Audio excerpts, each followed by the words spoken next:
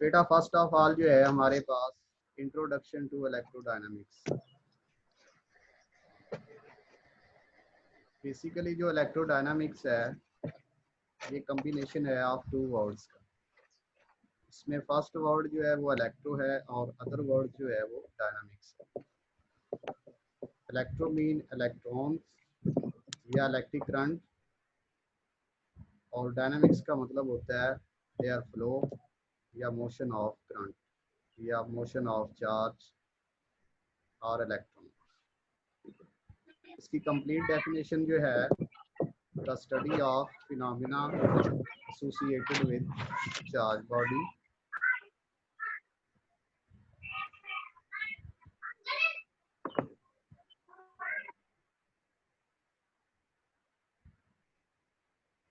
In the motion and time varying electric and magnetic field. तो हम जानते हैं कि जो इफेक्ट ऑफ मूविंग चार्जेस होता है वो प्रोड्यूस करता है मैग्नेटिक फील्ड। देन यही जो मूविंग चार्जेस होते हैं इनके साथ जो एसोसिएट हो जाती हैं टर्म्स, वो मैग्नेटिज्म होता है, इलेक्ट्रोमैग्नेटिक इंडक्शन होता है और इलेक्ट्रोमैग्नेटिक रेडिएशन होती है। क्योंकि टाइम वेरिंग इलेक्ट्रिक और मैग्नेटिक फील्ड जो है बेसिकली ये इलेक्ट्रोमैग्नेटिक रेडिएशन ही होती है। इसकी जो प्रैक्टिकल एप्लीकेशन है वो आपके पास है इलेक्ट्रिक मोटर्स और इलेक्ट्रिक जनरेटर, और ये प्रीवियसली आप पढ़ भी चुके हैं कि इनका वर्क क्या होता है और प्रिंसिपल क्या होता है। ये बेसिकली इलेक्ट्रोमैग्नेटिक इंडक्शन के तौर पर वर्क है। अब हम बात करते हैं इसकी हिस्ट्री।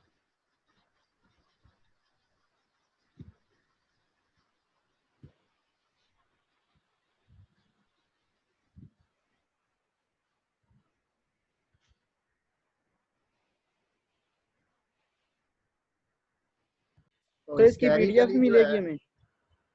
हिस्टोरिकली जो है the area of interest of electrodynamics is classical electrodynamics. और क्लासिकल इलेक्ट्रोडायनामिक्स जो हम स्टार्ट में ही पढ़ चुके थे अबाउट द डिफरेंशियल और integral equations of James clerk Maxwell.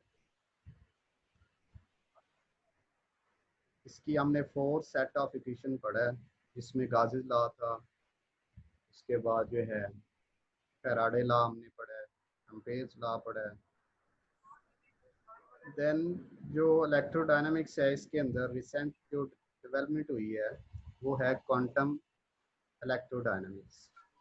अब क्वांटम इलेक्ट्रोडायनामिक्स जो है इसके अंदर हम स्टडी करते हैं interaction of matter and energy. ये टर्म जस्ट आप यही देख लें कि हमने स्पेशल थ्योरी ऑफ रिलेटिविटी के अंदर भी पढ़ा है, उसके बाद जो है मॉडर्न फिजिक्स के अंदर भी ये कुछ टॉपिक पढ़े कि ये interaction of matter and energy होता है। ठीक है, और ये जो एक्सप्लेन किया गया है by Paul Dirac and Warner Heisenberg.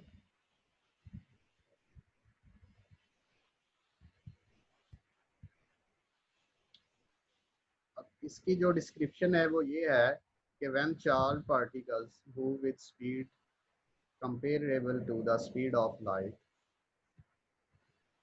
then this branch of theory is called relativistic electrodynamics। और इसके अंदर जो प्रैक्टिकल एप्लीकेशन है वो दिखाई गई है पार्टिकल एक्सेलरेटर। ये हमारी जो डेली लाइफ के अंदर ये जो क्वांटम लैब्स होती हैं या सर्न लैब जो है उसके अंदर ये पार्टिकल एक्सेलरेटर, जहाँ पे पार्टिकल्स को आइडेंटिफाई किया जाता है या लेज़र के ज़रिए उनको ट्रैप किया जाता है और उनको स्टडी किया जाता है। जिस तरह हमारे पास जो है कंपोजिट पार्टिकल हैं या एलिमेंट्री पार्टिकल हैं, क्वार्क्स हैं, हमारे पास फोटॉन्स हैं, अदर टाइप्स ऑफ पार्टिकल्स। ठीक है, उसके अंदर जो है ये स्टडी किए जाते हैं पार्टिकल एक्सेलरेटर के। ये था आपके पास overview about introduction to electrodynamics. now we will move to a mathematical description of a wave equation for H। इसके लिए हमारे पास जो है to drive wave equation for H consider Maxwell equation हम स्टडी करते हैं। वो हमारे पास जो है del cross H that is equal to J plus partial D over partial D. ये यहाँ पे जो डी टर्म दी गई है ये बेसिकली है करंट डेंसिटी।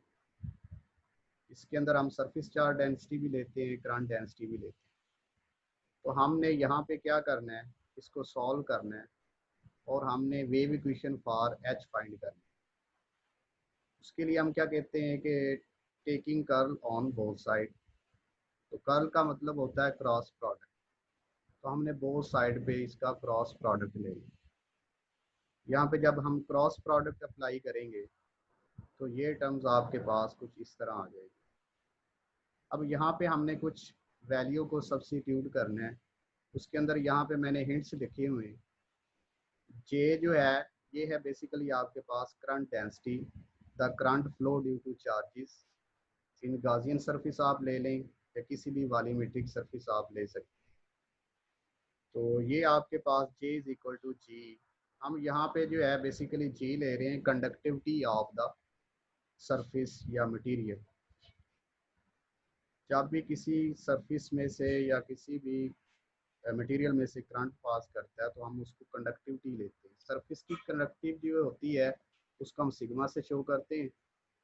और ये आपके पास जो इनर जो एरिया होता है किसी भी बॉडी का उसके अंदर से जब करंट पास करता है तो हम उसको कंडक्टिविटी कहते हैं और उसको हम चीज से शो करते हैं। ये हमने सब्स्टिट्यूशन करनी है यहाँ पे एच की जगह पे भी। और यहाँ पे डीज जो है ये आपको ऊपर मैंने डिफाइन कर दिया था। इसका मतलब होता है एप्सिलॉन ई। ये फ्लो ऑफ चार्जेस है और इसको हम कहते हैं सरफेस चार्ज डेंसिटी। यहाँ पे हम वैल्यू सब्स्टिट्यूट करेंगे तो हमारे पास कुछ इस तरह वैल्यू आ जाएगी, del cross g plus partial और partial t del cross epsilon e. Further more हमने क्या करना है कि जी की वैल्यू को आउटसाइड ले आना है। तो ये हमारे पास ये टर्म कुछ इस तरह बन जाए। फाइनली हम इसको थोड़ा बहुत सॉल्व करने के बाद इस स्टेप पर आ जाएंगे कि आपके पास जो del cross into del cross H जो है that is equal to minus G partial B over partial T. अब यहाँ पे partial B over partial T जो है हम जानते हैं कि डेल क्रॉस ई बराबर होता है partial B over partial T. तो हमने ये माइनस के साथ होता है तो हमने माइनस के साथ अटैच कर। यहाँ पे भी हमने ई की वैल्यू जो है वो सब्स्टिट्यूट करनी है जो यहाँ पे लिखी हुई है del cross is equal to minus partial B over partial T. वो भी हमने यहाँ पे प्लेस कर। अब हमने क्या करना है कि कुछ आइडेंटिटी जो है वो यहाँ पे यूज़ करनी है। तो वो आपके पास जो है ये एक आइडेंटिटी हम लेते हैं। जिस तरह आपके पास मैथमेटिकल फार्मूलाज है इसी तरह हम एक ये आइडेंटिटी यूज़ करते हैं। इसको हम कहते हैं वेक्टर ट्रिपल प्रोडक्ट। तो ये वेक्टर ट्रिपल प्रोडक्ट जो है हम लेफ्ट साइड को सॉल्व करने लगे तो वो आपके पास इसके इक्वल होता है del into del dot H minus del dot del into H. इसको हम सॉल्व करेंगे। अब यहाँ पे हमने एच की वैल्यू जो है वो सब्स्टिट्यूट करनी है। तो बी जो होता है वो म्यू नॉट एच के होता है, सॉरी म्यू एच के होता है। और एच की वैल्यू जो है वो यहाँ से प्लेस कर देंगे हम बी ओवर म्यू। और ये टर्म जो है वो एज इट ही रहने देंगे। तो आपके पास ये वाली जो टर्म है ये इक्वल आ जाएगी माइनस डेल स्क्वायर एच के। और ये आपको पता है कि डेल डॉट बी जो है वो बराबर होता है ज़ीरो के। तो ये सारी टर्म जो है वो ज़ीरो हो जाएगी। अब इस जो वैल्यू है इसको हम इधर लेफ्ट साइड पे पुट करेंगे तो आपके पास जो आंसर आ जाएगा वो आ जाएगा minus del square H that is equal to this term.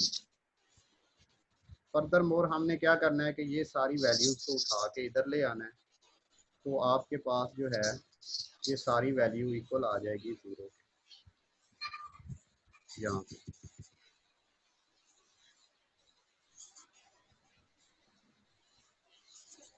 यही आपके पास जो वेव इक्वेशन बनेगी फॉर एच के लिए।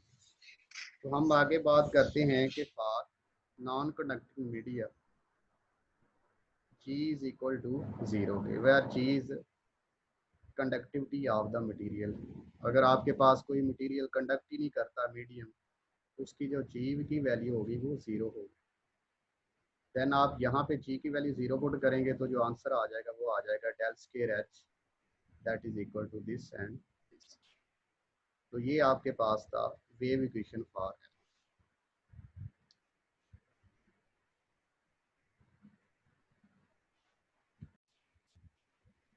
नेक्स्ट जो हमारा टॉपिक है that is retarded vector and scalar potential.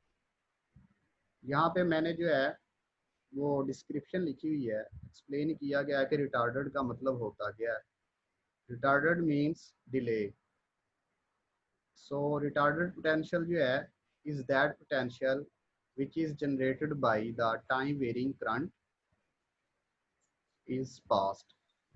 इसका मतलब ये है कि जब भी आपका टाइम जो है टाइम वेरिंग करंट प्रोड्यूस होगा उसके अंदर रिटार्डेड आ जाएगा, मतलब उसके अंदर डिले आ जाएगा। वो डिले क्यों आएगा, नीचे हमने इसकी डिस्क्रिप्शन भी लिखी हुई है। तो इलेक्ट्रोडायनामिक्स जो है field propagate with the speed of light, so potential will also move towards with this speed, therefore effect of charge at any point is experienced after some time. Such a potential is known as retarded potential। इसका मतलब है कि हमारे पास कोई source point है और हमारा जो चार्ज है या कोई भी बॉडी है चार्ज बॉडी वो सोर्स पॉइंट से मूव कर रहा है toward any other point in space. तो जब वो मूव करेगा स्पीड ऑफ लाइट के साथ तो हमारे जो पोटेंशियल है उसके अंदर रिटार्डेड आ जाएगा, मतलब डिले आ जाएगा। उस डिले टाइम को हम रिटार्डेड पोटेंशियल कहते हैं।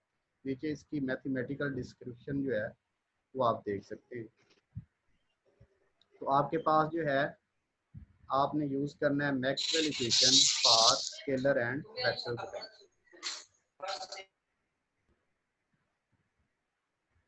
वो आपके पास जो है स्केलर और वेक्टर पोटेंशियल के लिए जो मैक्सवेल इक्वेशन है that is equal to del square A minus mu epsilon partial square A over partial T square so on.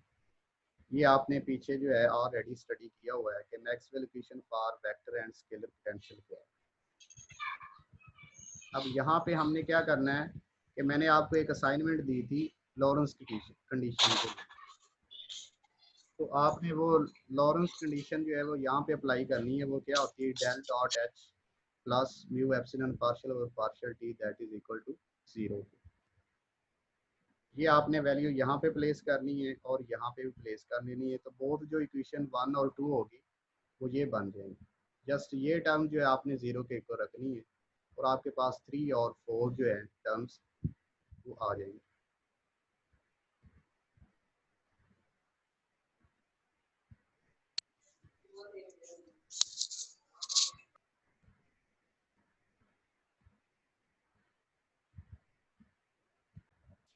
तो यहाँ पर जो हमारे पास जब हम लॉरेंस कंडीशन को अप्लाई करते हैं तो ये वाले जो दोनों टर्म्स हैं इसको हमने यहाँ पे 0 पुट किया हुआ है।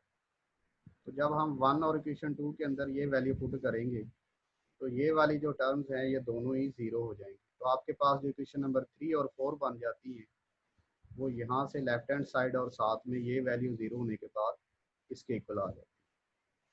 अब यहाँ पे जो जे है ये करंट डेंसिटी है और ये जो रॉ होती है ये चार्ज डेंसिटी होती है। इसको हम सरफेस चार्ज डेंसिटी भी कहते हैं।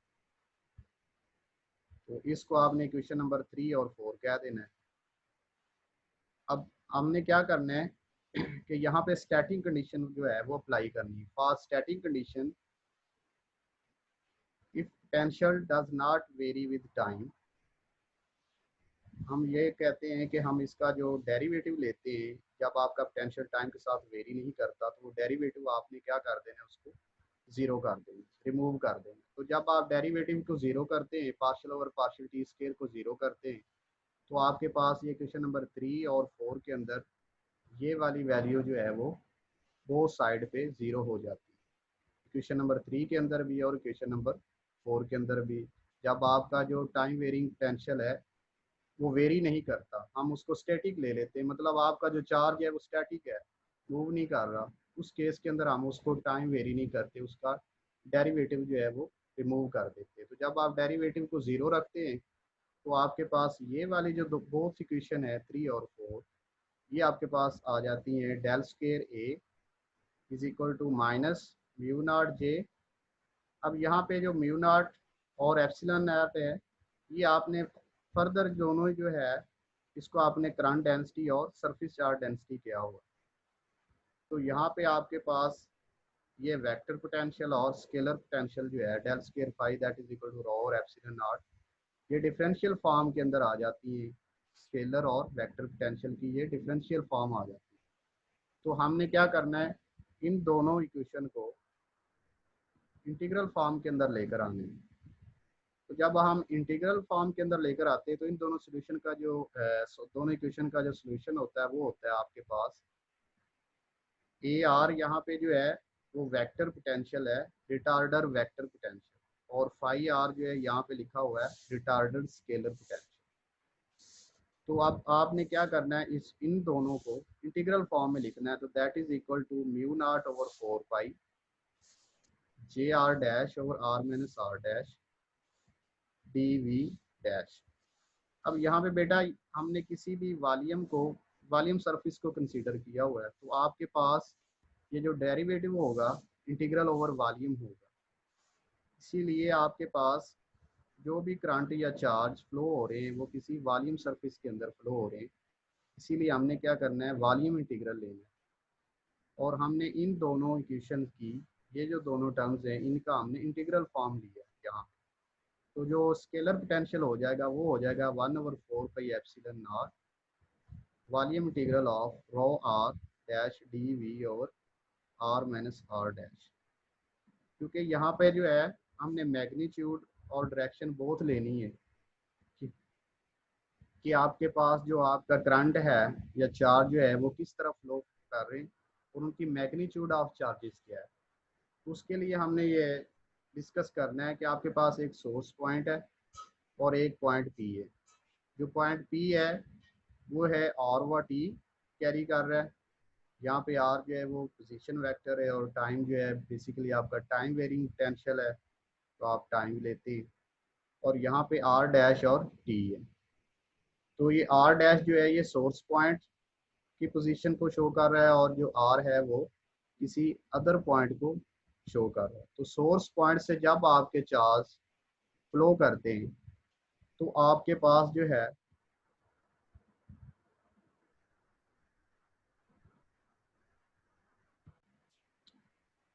सर जी जी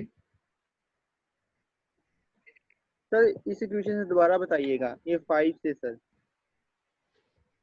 ये 5 और